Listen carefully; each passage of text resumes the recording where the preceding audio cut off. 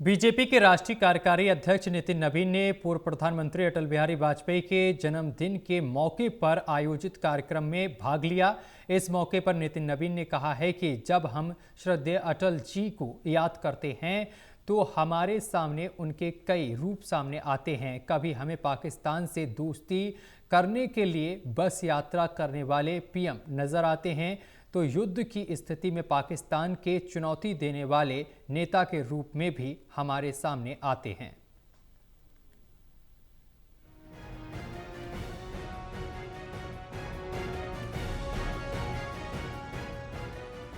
गुरुवार को देश भर में धूमधाम के साथ पूर्व प्रधानमंत्री अटल बिहारी वाजपेयी के 101वीं जन्म तिथि को धूमधाम से मनाया गया। इस मौके पर दिल्ली के एक कार्यक्रम में बीजेपी के राष्ट्रीय कार्यकारी अध्यक्ष नितिन नवीन सहित कई अतिथियों ने भाग लिया।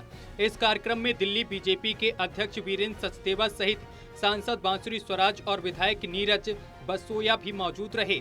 इस मौके पर नितिन नवीन ने कहा कि अटल जी ने जब पाकिस्तान से दोस्ती का हाथ बढ़ाया था तो वो बस से गए थे, लेकिन जब चुनौती देने की बात आई तो उस वक्त तो उनकी आवाज में वही गरज थी जो एक जवान के अंदर होती है। उन्होंने कहा कि अटल जी ने जो भी संघर्ष किया, कुर्बानी दी, उनके संघर्ष को अगर कहीं पहुंचाने का काम कर रहे हैं तो वो हैं प्रधानमंत्री नरेंद्र मोदी। उन्होंने कहा है कि प्रधानमंत्री नरेंद्र मोदी के अंदर आज भी वही ललक है जो गुजरात के सीएम रहते थे। कि जो कारवां श्रद्धेय अटल बिहारी वाजपेयी जी ने बढ़ाया कि हम दोस्ती तो करना चाहते हैं पर समझौता करेंगे, लेकिन अपने देश की सुरक्षा से नहीं करेंगे, अपने देश के नागरिकों के लिए समझौता नहीं करेंगे। दोस्ती का हाथ हम लोगों ने उस समय भी बढ़ाया था जब लाहौर बस से सफर करने हमारे श्रद्धेय अटल बिहारी वाजपेयी जी गए, लेकिन आपको ध्यान में होगा, लेकिन जब कारगिल का बात आया तो अटल जी के शब्दों में वही कड़ाई थी जो एक सैनिक के दिल में पत्थर रखकर जैसे काम करना होता है, एक सैनिक के रूप में।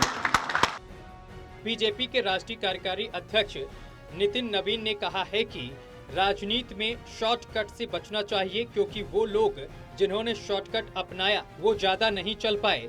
उनसे पहले दिल्ली बीजेपी अध्यक्ष वीरेंद्र सचदेवा ने भी अटल बिहारी वाजपेयी को लेकर अपने संस्मरण रखे।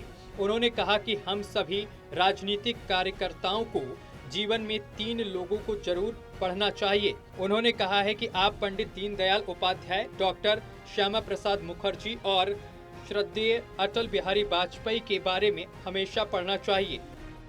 साहित्य और पढ़ाई में जो रुचि थी उनकी कम लोगों को पता होगा, लेकिन आपको बताना चाहता हूँ कि जब वो मास्टर कर रहे थे तो उनके कमरे में उनके सहपाठी कौन थे, कोई बता सकता है? जिस कमरे में वो रहते थे वो मास्टर कर रहे थे, जो दूसरे उनके सहपाठी थे जो मास्टर कर रहे थे वो उनके पिता कृष्ण बिहारी वाजपेयी जी, स्वर्गीय श्यामा प्रसाद मुखर्जी, स्वर्गीय दीनदयाल जी और श्रद्धेय अटल। इनके बारे में जरूर पढ़ना चाहिए। राष्ट्रधर्म पत्रिका की मैं बात कर रहा हूँ। 1947 विभाजन का समय था, देश विभाजन के कगार पे था, सबको दिख रहा था कि विभाजन होने वाला है, और राष्ट्रधर्म पत्रिका के लिए अटल जी लिखते थे।